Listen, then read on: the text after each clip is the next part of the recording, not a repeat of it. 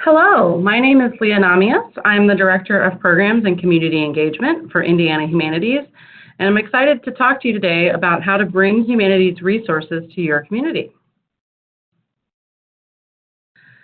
So I always think it's nice to have a face with a name, so you can see me there on the right. I am the Director of Programs and Community Engagement. So a few things about me: I like textiles, big trees, old buildings, and iced coffee. I don't like math, I don't like traffic, I don't like humidity, and I don't like people who don't do what they say they will.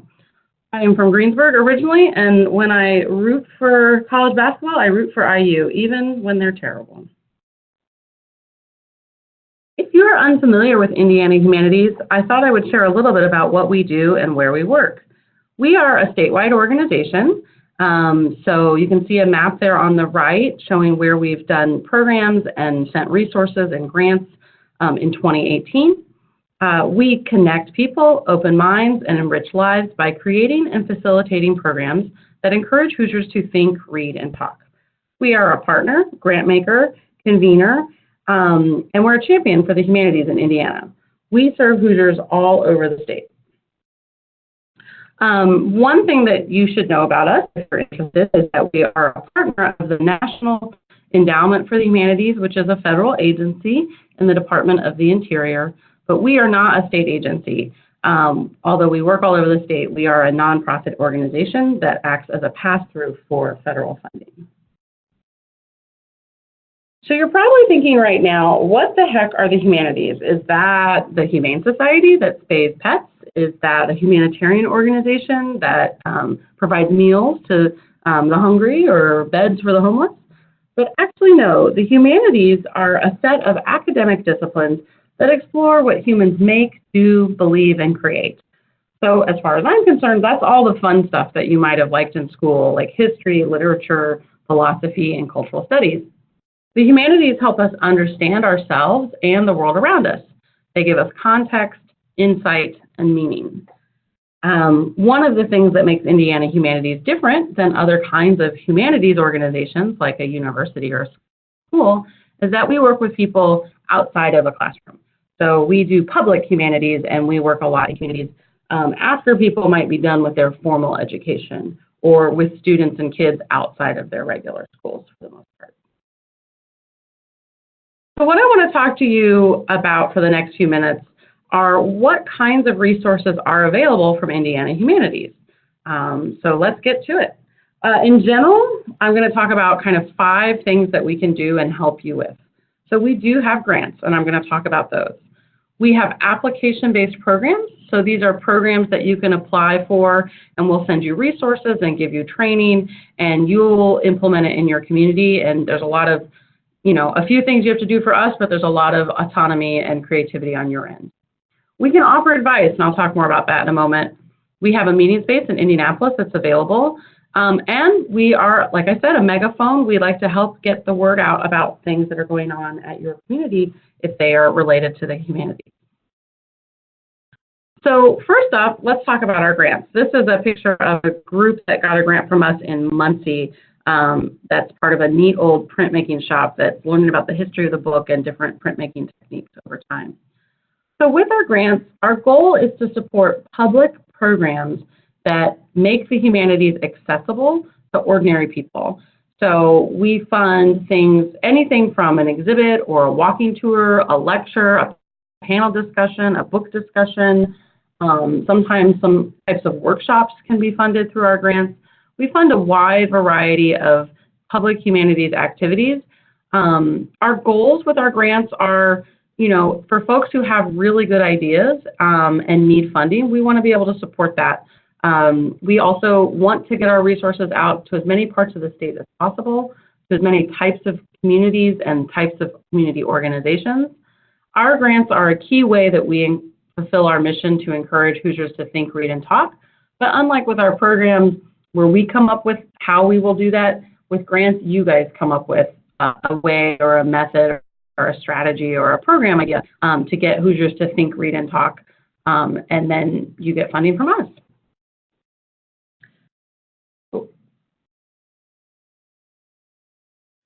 So currently, we offer 4 types of grants and as you can see, there's one kind of special grants that are occasionally available. I'll talk about those in a moment. So our most common kind of grant is our action grant. These are grants of up to $3,000. They are available on a rolling basis, so there's a monthly deadline at the end of every month. These are kind of our bread and butter grants. So these do a lot of things to fund humanities activity. That might be bringing a speaker in to talk to students at a school, or doing a walking tour, or a new program at a historic house museum, bringing in a lecturer to talk to a group of community members. So these are kind of very flexible in what they fund, and they're pretty readily available. We have a special grant that we do with Indiana Landmarks called Historic Preservation Education Grants.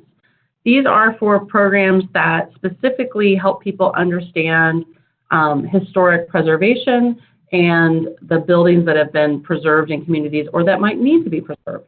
So these include a lot of things like walking tours, or a new brochure, or video or online resource to help people understand the historic assets of their community. We've also done things like cemetery workshops, or really specific historic preservation workshops, like how to restore wrought iron railings, which old Victorian buildings have lots of. So there are 2 deadlines a year, and you can see the upcoming next deadline.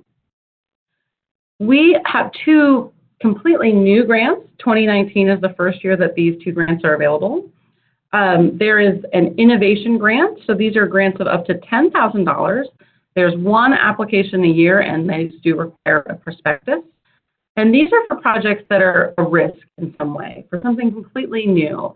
So, and that might be new because the method that you're trying is something different, or perhaps you're bringing different kinds of partners or audiences to the table than normally participate in a humanities program, or it represents some sort of stretch for your organization. Maybe you are a historic house museum, and you've always told the story of the rich people who lived in the house, but you want to now tell the story of all of the merchants and businesses and servants who kind of interacted with that family. So that might be an innovative approach to interpreting a historic house museum that would qualify for this grant. And then we also have a new grant for collaboration, and these are also due once a year with a prospectus due earlier. These are up to $20,000, and the goal of these grants is to get multiple organizations to work together on some sort of shared project. I think when we were first talking about these, the idea here was to perhaps get 3 to 5 or 6 organizations in a community that might all collaborate together on a large project around the humanities. A good example of this is what's been happening in New Albany over the last 20 years to kind of uncover and tell the story of the Underground Railroad in New Albany. And multiple organizations have been involved with that larger effort. So we thought a collaboration grant can get a lot of partners to the table. We've gotten questions, and the answer is pretty obvious now that we think about it. What if I want to work with people that might be in a different region or outside my community? Perhaps we want to do a regional trail of some sort, or we want to do some sort of exchange or something like that. Frankly, I am not as creative as the people who might be seeking a grant. Well, we have said yes to that too. So collaboration, again, is to get organizations to work together on a humanities project. And the last type of grant, we occasionally have special grants that are often tied to a special pool of funding that we might get from a funder to focus on a particular topic. For instance, we've had examples of this in the past around programs for veterans. Or it might be tied to a particular initiative at Indiana Humanities. So over the last couple of years, we had been looking at the intersection of science, technology, and the humanities, and we had special grants for projects that did that. So these are a little less predictable about when they're available, but you can check out our e-news to learn more about those. So some general tips on our grants. Projects have to have a strong tie to the humanities. So again, they have to have a strong tie to history, literature, philosophy, cultural studies, etc. And we do have a very long definition of the humanities that's on our website to help you understand whether your project fits that guideline. We do also require that a humanities scholar be serving in some capacity on your project team. So they might be an advisor helping to write content for an exhibit. They might be a guest presenter or a facilitator. And that's one way that we have of guaranteeing that humanities scholarship is really present, and that you're kind of, that there's a thoughtful focus on the humanities in your program. One thing that we get a lot of confusion about is whether we fund the arts. And so art making and performances do not meet our guidelines. So one way I like to explain this is, if you want to do a theatrical performance, that does not meet our guideline. If you want to host a talkback after a performance, bring in a professor of English or some sort of expert that's related to the content of that play to have audiences talk about the play after they see it, that does meet our guidelines. Usually making art does not meet our guidelines. Talking about art or learning about art is a humanities guideline. And it's a fuzzy line, and we're always happy to help clarify that. Just give our team a call and we'll help you through that. Grants have to go to tax-exempt organizations, so we do not make grants to businesses or individuals. But within that, we are open to pretty much any type of tax-exempt organization, including schools and government organizations. The budget should show how Indiana Humanities funds will be used. There are a few things that are almost always disqualifying. So alcohol, straight up refreshments, major equipment purchases, or sort of capital or building costs. You are welcome to serve refreshments or serve alcohol in your program, as long as your audience, of course, is 21 or older. But we ask that you not pay for it with our funds, and that is to help us comply with some federal regulations. Sometimes a type of equipment might be necessary. Let's say you're doing an oral history project and you need to, record those oral histories, so you need to buy a good quality microphone and recorder. That would be allowable, but let's say your office needs a new copy machine, that would not be allowable.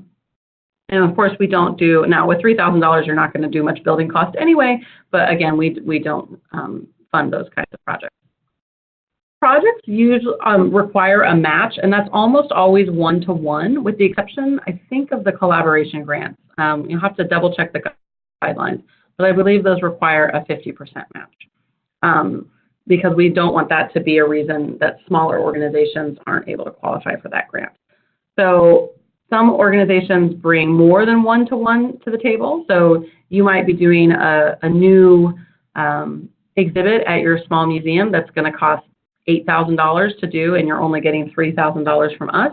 That's great. We report our match back to our federal funders, and we love to show that we have a good match. And in fact, one of the things that can be a point for your favor when you're applying for a grant is that you have a strong match in place. And a match shows us that there is investment and skin in the game from all of the partners involved. And that can be a cash match, so it could be other funding that another funder has put on the project, or it could be an in-kind match. So it could be the value of donated goods or services in order to make that project happen.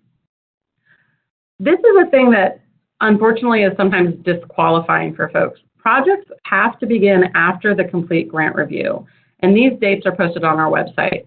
So if you apply for funding for a project that starts before our grant notification, then it will not qualify, and that's an automatic disqualifier.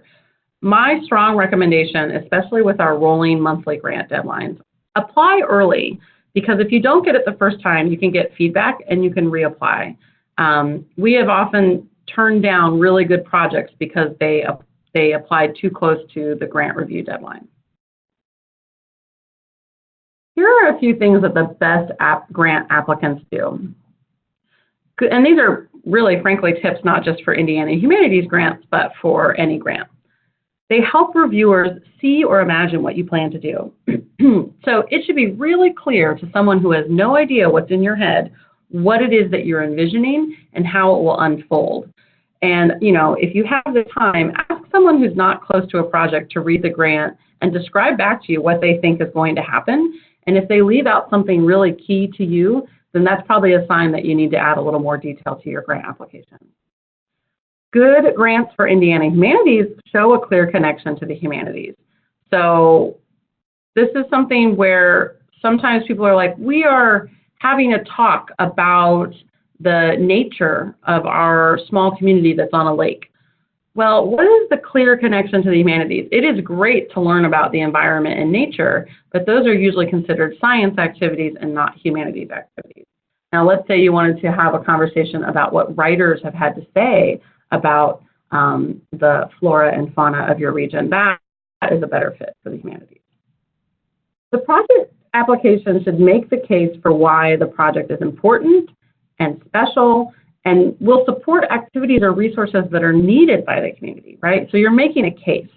You know, every once in a while we will fund a project that's just that this is the annual teacher workshop that we do, and here we are again asking for our funding.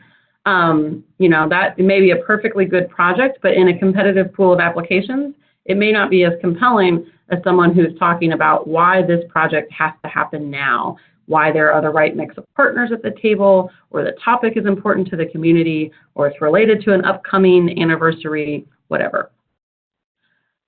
Good grant applications show strong attention to detail, including grammar, punctuation, etc. So we see folks who spell things wrong, who make typos in one way or another, and frankly, those are indications that this organization may not have the capacity to execute their project successfully. And remember that grant reviewers are thinking about not only is this a good idea, but does this organization have the capacity to carry out what we are about to fund. Good grant applications indicate that you've read and understood our guidelines. So again, it's kind of automatic no if you're asking for an art making activity. That's a good indicator that you're not familiar. You're just, you know, trying to see if anybody will fund your project. We get some projects sometimes that are related to literacy, which is a really important goal, teaching people how to read, but that's not really a humanities activity. That's more of a straight pedagogy activity or a more even humanitarian activity. So we want to make sure people have a strong sense of what it is that we fund. And I hinted at this earlier, you should indicate that you have the capacity to execute the proposed activities. So this can happen and be shown in a few different ways. One certainly is that you've got the right project partners in place. So you've got letters of support and you've described clearly what everybody's doing on the project. Another example of this is that you have a clear timeline, right? I kind of know about how long it's going to take to do each of these steps. I've thought through. I would say another one is usually a budget. So a budget that clearly shows that you've done some research and figured out what things actually cost. So that, you know, those are all indicators that you have good capacity. I'm going to shift from grants to our programs. So when we talk about programs at Indiana Humanities, we generally mean two types of things. There are the programs that we create, which means our staff designs and implements them, and we invite the public to attend. But we also offer application-based programs where we design a format and offer resources, including funding and materials, as well as training, to organizations who agree to implement that program locally. Programs often align to our larger thematic initiatives, such as our current theme, Inseparable, which is looking at how we relate to each other across boundaries, including urban-rural lines. Here's a picture from a program of our last theme, which was Quantum Leap, which I mentioned earlier, looked at the intersection of science, technology, and the humanities. We did a huge statewide read of Frankenstein, and it's possible that your community was one of our partners because we worked with more than 100 organizations around the state for this project. So you can see people wearing those Frankenstein t-shirts in this.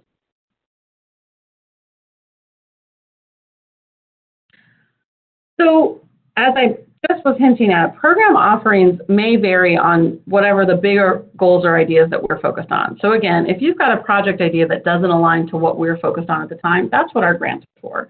But we do often have special grants available, or funding and materials and other kinds of resources, depending on our themes. So sometimes we have traveling exhibits. We just, this past fall, put out a call for hosts to host a Smithsonian traveling exhibit called Crossroads, Change in Rural America. And so we selected 6 communities in a very competitive pool of applicants to host that traveling exhibit and to get training and funding to do programming with it when it's in their community. We have speakers programs. So we have a novel conversation speaker program, which is of Indiana authors. You can invite those folks into your community to give talks. We have a new speakers program for our Inseparable theme, which is folks who are talking about urban, rural, kind of the history of urban and rural, and kind of the present and future of cities and towns, and as well as rural areas. Lots of interesting talks, everything in there. There's one about beer and creative placemaking. There's one on mapping. There's some that are more history focused. There's a lot of interesting talks in that Speakers Bureau. We just launched some efforts to help commemorate the centennial of women's suffrage, so we will be having a Speakers Bureau starting next fall of talks related to women's suffrage and political participation. One State, One Story is our statewide read we do every other year. In 2020, we're reading a book called The Year We Left Home, so we will have books and funding and all kinds of goodies and swag. We like to load people up with posters and buttons and temporary tattoos and bookmarks and all kinds of stuff to promote their programs. We often have discussion programs. Occasionally, we have festival-type programs. So in the past, we had a program called All-In Block Parties. For Frankenstein, we had Frankenfest grants. And who knows, we may have something like this again in the future, so check back often. And recently, we just took a program that we used to do all on our own called Chew on This, which were dinner parties focused around a big question. And we opened that up to allow communities to apply to be one of the site locations for Chew on This. And in addition to, in exchange for helping to arrange a local restaurant and facilitator and get the word out to an audience, we gave those communities $500. So again, we have different kinds of application-based programs, and a great way to keep up with that is to follow our e-news or our social media and check our website often. The last thing I'll say about programs is that we are always open to your ideas or pitch for how we might work together. So we do like to work in partnership. Some of the best things we've done are because someone else had the idea first. So we've been involved with TEDx Indianapolis. We've done poetry contests. We just wrapped up a 4-city tour with Jim and Deb Fallows, the authors of Our Towns, where we took them around the state. And that was absolutely someone else's idea that we decided to partner on with and work together to create. Most often, we say yes when the partner's goal closely aligns to one of our thematic initiatives. So I'll just warn you, not every idea is a good fit at the time. It may be a good idea, it just may not fit with our other strategic priorities. And we do ask that partners have skin in the game, and that can look like different things depending on what it is. Funding, staff time, space, those are all things that, especially once we get outside of Indianapolis, we might really need your help securing. Or maybe you have a specialized audience that we don't always reach and that we would like to talk to or be in front of more. So those are all assets and resources that you can bring to a partnership. So we're always open to ideas. Feel free to shoot us an email or give us a call anytime.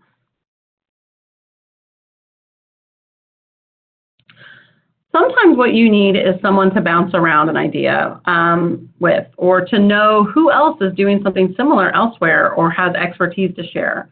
Because Indiana Humanities work overlaps with many areas, including universities, K-12 schools, philanthropy, historic preservation, museums and libraries, government and civic life, as well as business and environmental organizations and tourism, just to name a few, we really kind of often know what's happening in very different sectors in different parts of the state. So we're really happy to listen and point you in the right direction if we can. And sometimes what we discover in those kind of conversations is that we're the right partner. And sometimes you come asking for help, you might say, has anyone else tried to do X? And we can say yes, and sometimes we can say, actually, we are trying to do something like that, and let's work together on that. So when we listen, we get a better sense of what the needs are and how our resources can be adapted or created to better serve Hoosiers. So I hope that if you've got questions about public humanities programming, that we are a resource for you. We work in an old building in Indianapolis called the Meredith Nicholson House, and it is available as a small event space or meeting space. There is usually a nominal fee involved. It's pretty low cost, especially if your gathering is outside normal Indiana Humanities hours of operation. There is free parking and a catering-ready kitchen, and we can often advise on local caterers for food. So again, if you kind of have a smaller meeting, maybe 40 people or fewer, or a strategic retreat, I welcome you to reach out and inquire whether our space is available. Sorry. The last thing that we can help you do is get the word out. So as much as we are able, especially on social media, we try to promote happenings in the humanities around Indiana, even if we didn't directly fund them. So you can tag us on social media for a little boost, or you can just reach out to us and ask for our help getting the word out. So how do you access Indiana Humanities resources? So the first stop you should make is to indianahumanities.org, our website. And I encourage you to spend some time. Poke around on the programs pages, poke around on the grants pages. You can download all of the grants guidelines there. You can see what we funded over the last several years. So you get a sense of kind of what we do and how we work. So I definitely encourage you to spend some time on the Indiana Humanities website. On our website, you can sign up for our e-news, and you can follow our different social media accounts on Instagram, Twitter, and Facebook. And those are great ways to also keep up with what's going on at Indiana Humanities and when there are new grants and programs available. And of course, you can talk or email the Indiana Humanities team. We really do try to operate with a service-oriented mindset, and so we are available to answer your questions and talk to you. I should note that our grant reviews are done by external committees. So, telling us what your idea is, even when it's only half formed, will not impact whether or not you get a grant, because we convene an external panel of reviewers. There's the Indiana Humanities team with Lieutenant Governor Suzanne Crouch recently at an event at the State House when we launched our Inseparable theme. And then here are two people that you should know. Usually your first line of entry, depending on what you have questions about, is going to be me, because I'm the Director of Programs, or my colleague George Hanlon, who's our Director of Grants. So you can see our phone numbers and our email addresses there on the page, and you can also go to the website and find our contact information there. Again, I think it's always nice to have a face with a name. So you're in. What should you do next? Again, last steps here. Sign up for our e-news. You can do it right from our homepage, indianahumanities.org. Visit our grants page to read about the different types of grants and see upcoming deadlines, indianahumanities.org/grants. Follow us on social media at INHumanities. And again, tag us when you're doing something great in the humanities in Indiana so that we can share it. Or reach out and set up a time to talk with me, George, or another team member. We are here to help. So I'll leave you here with a picture of my boss, Kira Amstutz, with the Indiana flag behind her, and then you'll see my contact information there on the page. I hope to hear from you soon. Thank you for your time and attention, and good luck with your projects in your community.